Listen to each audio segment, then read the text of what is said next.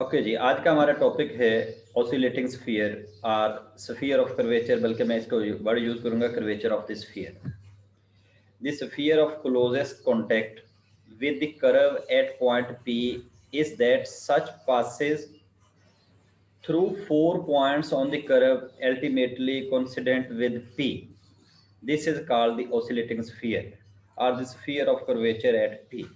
तो ये कल मैंने आपको एक स्फीयर दिखाया था, उसके मुताबिक ये है। अब आज तो फिर डेफिनेटली दोबारा देखना पड़ेगा, या मैं देखता हूँ शायद हमें वो मिल जाए आज भी। तो मैं एक दफ़ा दोबारा यहाँ पे ऑसिलेटिंग स्फीयर की आपको वो दिखा देता हूँ।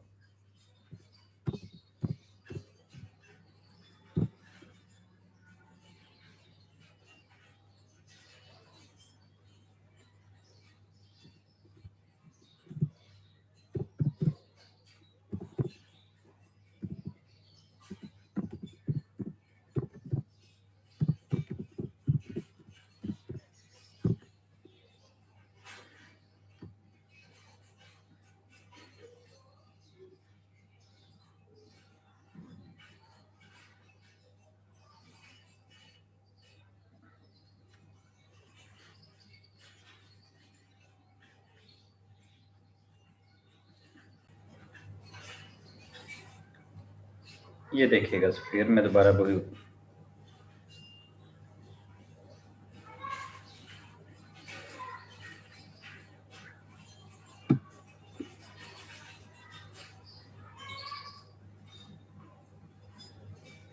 जी ओके, इट्स सेंटर अगजाई एंड रेडियस आर, ये नया वर्ड यूज किया अगजाई, आप कुछ भी लिख सकते हैं, उसने अगजाई लिखा, आप भी अगजाई लिख दे। ये इस बुक में यही यूज किया हुआ है, हम यही लिख लेंगे। इट्स सेंटर अगजाई and radius R called the centre and radius of the spherical curvature. फिर इसकी सिंपल डेफिनेशन लिखी हुई है। A sphere A sphere having 4 points contact with the curve at a point P is called oscillating sphere at P on the curve। ये आपके पास अगर simple word में definition कहना हो तो ये डेफिनेशन है। एक्सप्लेनेशन दी हुई है।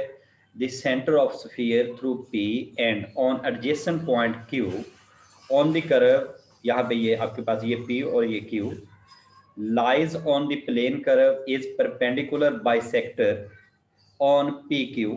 यहाँ पे हम वो परपेंडिकुलर बाइसेक्टर ड्रा करें पी क्यू पे, यहाँ से ये वाला। And the limiting position of this plane is the normal plane at P. This thus the center of spherical curvature is the limiting position of the intersection of these normal planes at adjacent points। वो आपके पास जो ये thus the curve of spherical curvature is the limiting position, ये spherical curvature, ये आपका जो spherical curvature बन रहा है, is the limiting position of the intersection of the normal planes at adjacent points. इन दो पॉइंट्स पे जो हमारे नॉर्मल प्लेन्स जो हैं, इनके इंटरसेक्शन से जो लिमिटिंग पोजीशन बनी हुई है, वो हमारा spherical centre of spherical curvature होगा।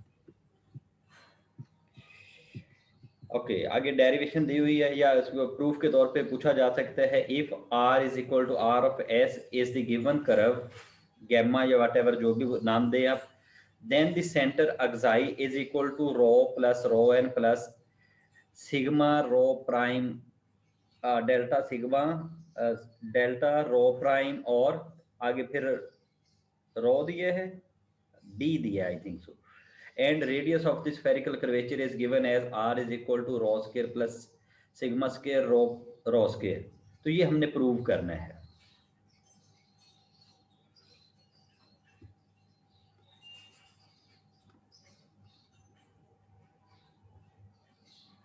Okay, derivation of the sphere of the curvature. The normal plane at point P of R on the curve is, normal plane की डेफिनेशन हमने पढ़ी थी। आर लिखा है या R1 लिख लें, minus R dot T is equal to 0, this is normal plane. ये मैंने पहले भी डेफिनेशन में बोली थी कि ये हमें याद होनी चाहिए। Where R1 is the position vector of an arbitrary point on the plane since the centre of spherical curvature is अगजाई। हमने नाम दिया हुआ है कि जो सेंटर है उसको हम अगजाई से कंसिडर करेंगे। So that lies on it, so अगजाई minus R dot T is equal to zero. वो पोजीशन वेक्टर जो आर था उसको हमने अगजाई कह दिया कि हम सेंटर यहाँ से स्टार्ट कर रहे हैं, तो अगजाई minus R dot T is equal to zero. This is equation number 1। Now differentiating both sides with respect to S. First में इसका अगजाई का डेरिवेटिव जीरो के, ये हमारे पास सेंटर है, कांस्टेंट होगा, minus R prime dot T as it is plus gamma minus R as it is dot T prime is equal to zero के। यहाँ पे हमारे पास ये R prime is equal to minus T dot T हो गया plus अगजाई minus R as it is dot ये T prime is equal to kappa N के, ये सेरेब्रेनिट थ्योरम का पहला थ्योरम है। तो आपके पास के kappa N is equal to zero. Know ये T dot T is equal to 1 हो जाएगा, तो -1 plus gamma अगजाई minus R dot kappa N is equal to zero. तो यहाँ से 1 इस साइड पे ले जाए, -1 हो गया। कैपा आपका कांस्टेंट नंबर है, इस साइड पे ले जाए तो अगजाई minus R dot N is equal to 1 over kappa. और इस सारी टर्म को, ये रेसिप्रोकल होता है हमारे पास ये टॉर्शन का, तो ये रॉ बन गया 1 over kappa is equal to rho. No this is equation number 2। अब फर्दर दोबारा हमने क्या किया, differentiating both sides with respect to S on both side. तो यहाँ पे दोबारा डिफरेंशिएट करें तो अगजाई का डेरिवेटिव 0, आर का derivative R prime dot N as it is plus gamma अगजाई minus R dot N prime is equal to rho prime. तो यहाँ पे सेम फिर वही पहले वाला केस, ये आर प्राइम किसके इक्वल है, माइनस टी के, ये टी माइनस था, T dot N plus अगजाई minus R dot N prime is equal to rho prime. तो यहाँ पे एन प्राइम किसके इक्वल है, सेरेब्रेनिट थ्योरम में थर्ड फार्मूला था हमारा, tau B minus kappa T is equal to rho prime के। यहाँ पे टी डॉट एन है तो ये जीरो हो गया, प्लस ये xi minus R dot this one. अब यहाँ पे इसको इससे मल्टीप्लाई करो तो आपके पास फर्स्ट टर्म आ जाएगी tau into xi minus R dot B minus kappa xi minus R dot T is equal to rho prime.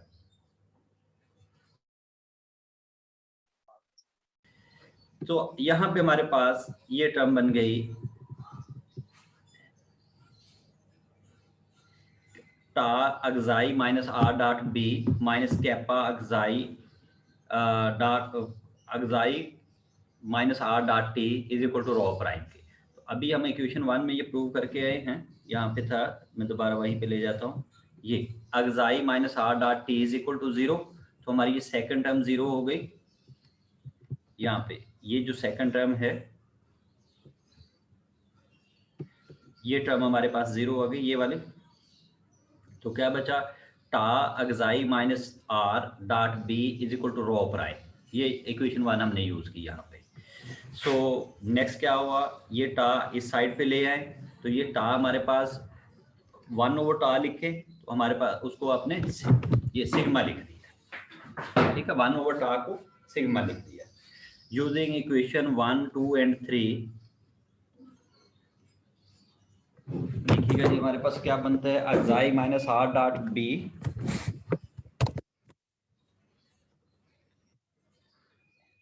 देखिए ये सारी टर्म्स ऐड करें इस तरह बन जाती हैं हमारे पास। ये इक्वेशन 1, 2 एंड 3 यूज कर रहे हैं। Xi minus R is equal to 0 tau plus rho N plus rho prime xi rho prime del sigma D. ये इक्वेशन 3 आ गई हमारी। इसका बी डॉट, इसके साथ बी से बी डॉट किया, एक्चुअली ये हमने किया, मैं यहाँ पे उससे मेंशन कर देता हूँ। आप इस सारे टर्म का बी डॉट लें,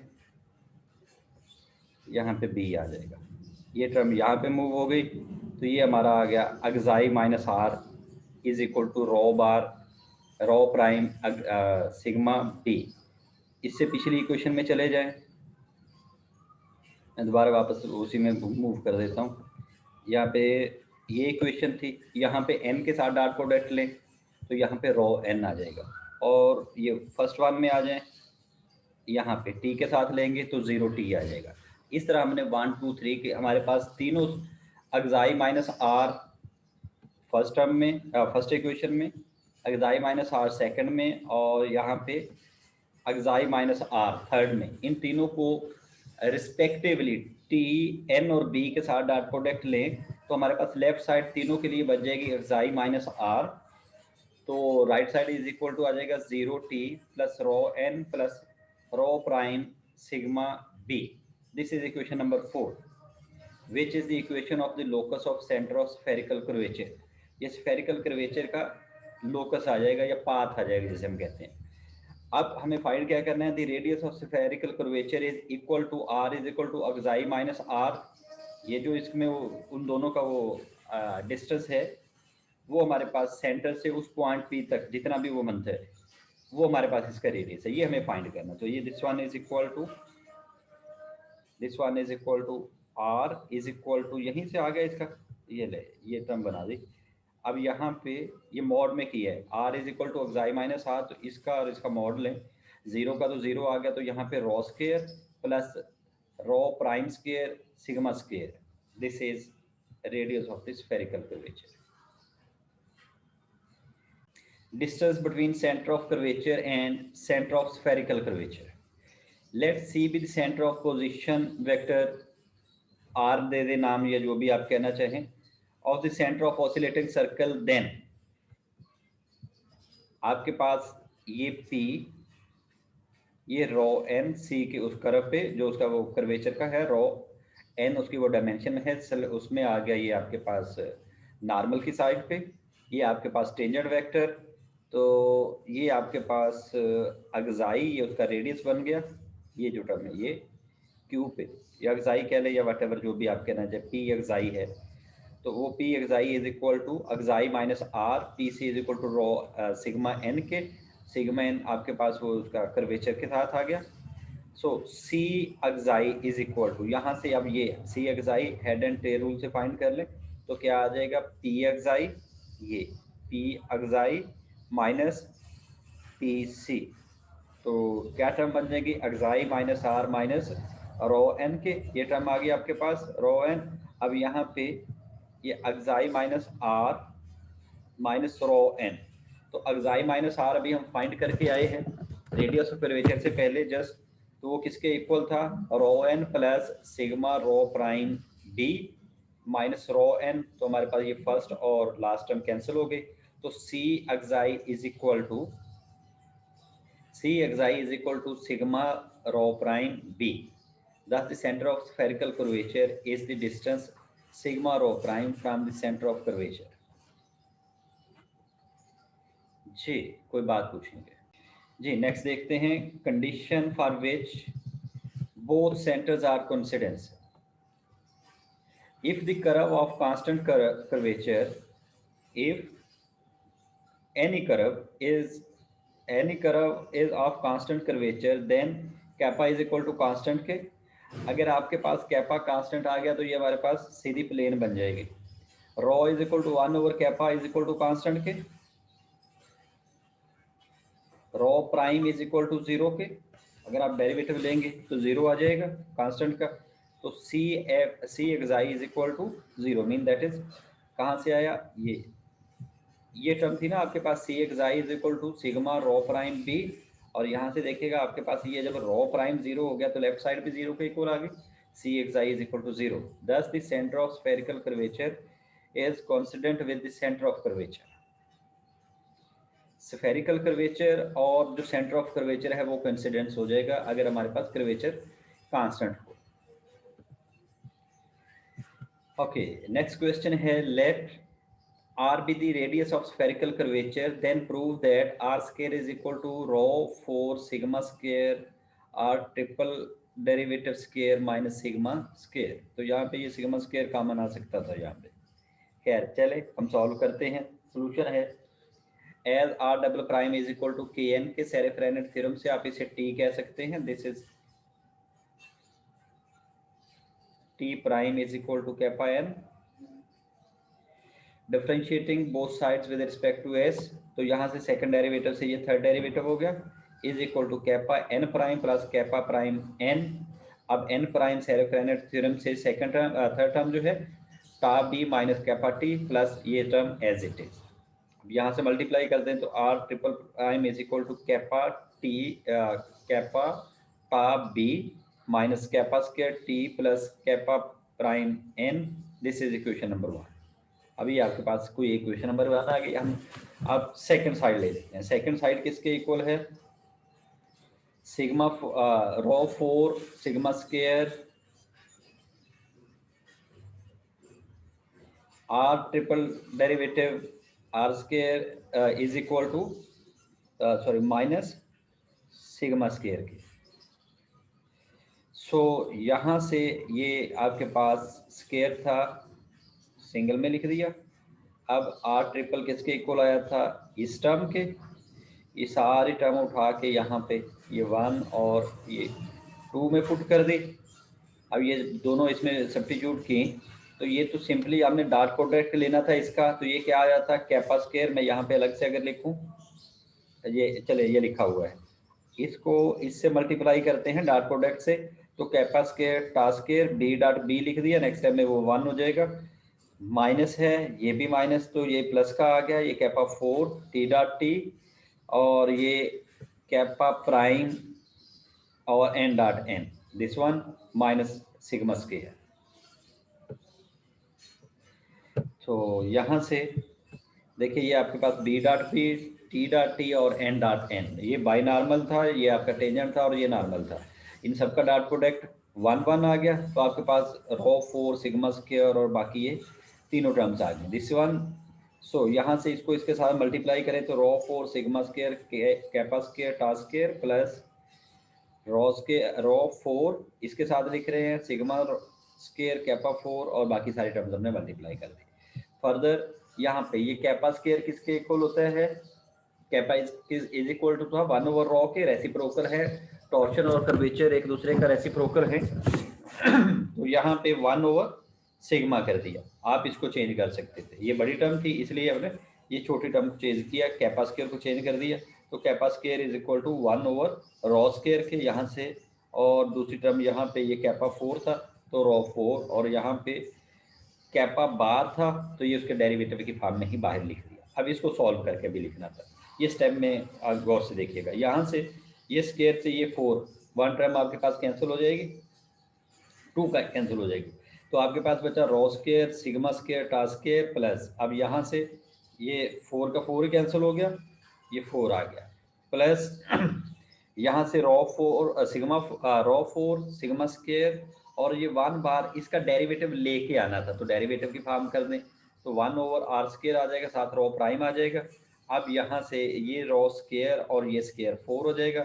चलिए नेक्स्ट स्टेप किया हुआ है, ये 4 से ये 4 कैंसिल होगा और ये सिग्मा स्क्वायर से ये जो साइड पे सिग्मा स्क्वायर दिया था कैंसिल हो गया। तो आपके पास टर्म क्या बची? Rho square plus rho prime square sigma square, this is equal to R, और आर स्क्वायर लिखा है तो आर स्क्वायर पे आप स्क्वायर रूट दे दें तो सिंपल आर आ जाएगा।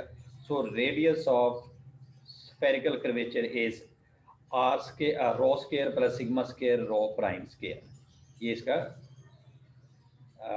रेडियस होगा स्फेरिकल कर्वेचर का। शुरू करते हैं जी। नेक्स्ट एग्जांपल है, लेट कैपा एंड टा be the curvature and torsion of the curve r is equal to r of s and kappa 1 and ta 1 be the curvature and torsion of the locus of the center of the spherical curvature of this curve, show that kappa 1 is equal to ta 1 के equal है, या इसको ratio में दे सकते हैं। कैसे? Kappa over टा is equal to टा 1 ओवर कैपा 1, ये इस फॉर्म में लिखा जा सकता है। फॉर एग्जांपल मैं यहाँ पे ये कहना चाह रहा हूँ,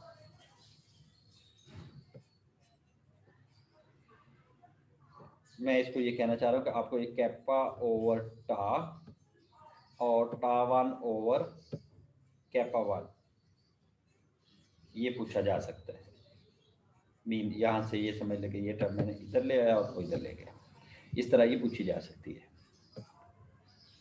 ओके जी, the position vector xi of the centre of the spherical curvature is given by, ये सेंटर था, ये सेंटर आपने इस फॉर्म में फाइंड नहीं किया था, हमने फाइंड किया था xi minus R is equal to ये दोनों टर्म्स थी, ठीक है। ये आर इस साइड की बजाय इधर था, तो अब हम सिंपल सेंटर की बात कर रहे हैं। ये हमारे पास रेडियस ऑफ कर्वेचर था, तो रेडियस ऑफ कर्वेचर में से उसने सिर्फ सेंटर ऑफ कर्वेचर फाइंड किया है, सेंटर ऑफ स्फेरिकल कर्वेचर। तो centre of spherical curvature is xi, xi minus R is radius of the curvature. Simple xi, ये आपके पास सेंटर ऑफ स्फेरिकल कर्वेचर।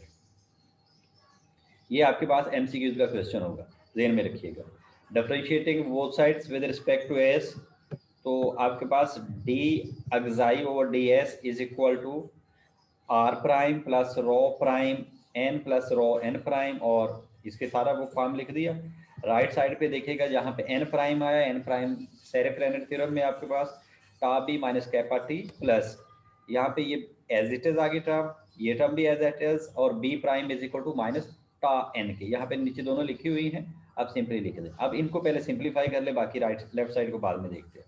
तो लेफ्ट साइड राइट साइड के आगे टा रो प्राइम एन प्लस रो टा B minus, अब रो और कैपा ये एक दूसरे का रेसिप्रोकल है तो कैंसिल हो जाएंगे, बाकी क्या बचा माइनस टा प्लस सिग्मा प्राइम रो प्राइम बी प्लस सिग्मा रो डबल प्राइम बी माइनस यहाँ पे ये टा और ये सिग्मा।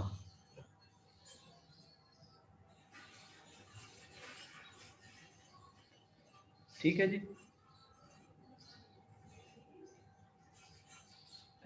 उलट तो नहीं कहा, हाँ ठीक है। कैपा और टी रेसिप्रोकल थे, नहीं रो और टी, रो और कैपा रेसिप्रोकल है। मैं दोबारा लिख देता हूं, ये इसका रेसिप्रोकल है, ये इसका रेसिप्रोकल है, तो ये कैंसिल हो गए हमारे पास, ये टी से टी कैंसिल हो गया, और रो प्राइम एन से रो प्राइम एन कैंसिल हो गया, बाकी हमारे पास ये तीन टर्म्स बची, ये तीनों टर्म्स यहाँ पे आ गए। अब इन तीनों में बी कॉमन है, बी हमने बाहर ले लिया। अब यहाँ पे D xi over D S is equal to this one, अब यहाँ पे D xi over D S one dot D S one over D S is equal to, यहाँ पे हमने चेन रूल यूज किया, chain rule के मुताबिक ये टर्म हमारी बन गई some T one dot D S one over D S is equal to this one. We measure the arc length in the direction in which T1 is equal to P, तो ये इसकी वो arc length आ जाएगी, then ds1 और ds is equal to, ये हमारे पास सारी term आ गई, रो टा प्लस सिग्मा बार रो बार प्लस सिग्मा रो डबल प्राइम, इसकी डायरेक्शन में हम फाइंड कर रहे हैं। अब अगेन क्या कहते हैं जी, differentiating both sides of equation 1 with respect to s। Equation 1 क्या है हमारी,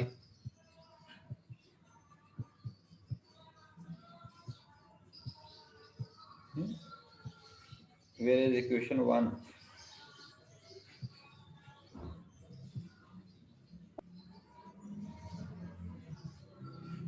ओके ये लिखी हुई, सॉरी मैं दूर देख रहा हूँ।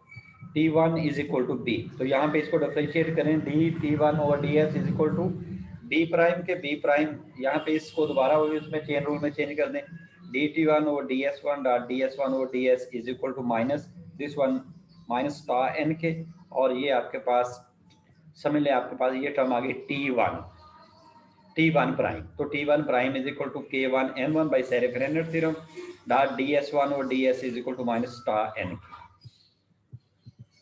कहते हैं we take N1 is equal to minus N1 forward,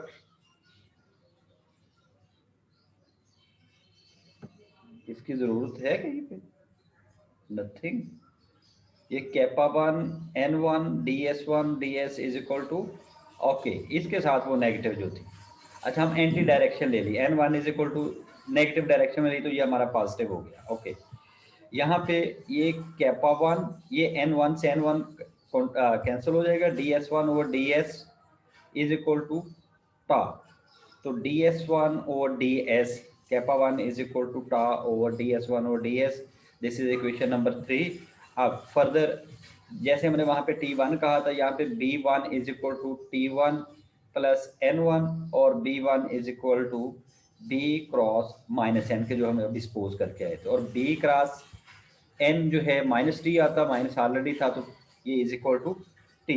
differentiating this equation, तो ये आपके पास T prime is equal to kappa N के, और लेफ्ट साइड हमारी सेम उसी तरह ये आ गया T1 is equal to kappa over DS1 over DS। Equation 4 और 5 को इक्वेशन 4 और 3 को, इस 3 को और 4 को इक्वेट करें DS1 ओवर DS की जगह पे।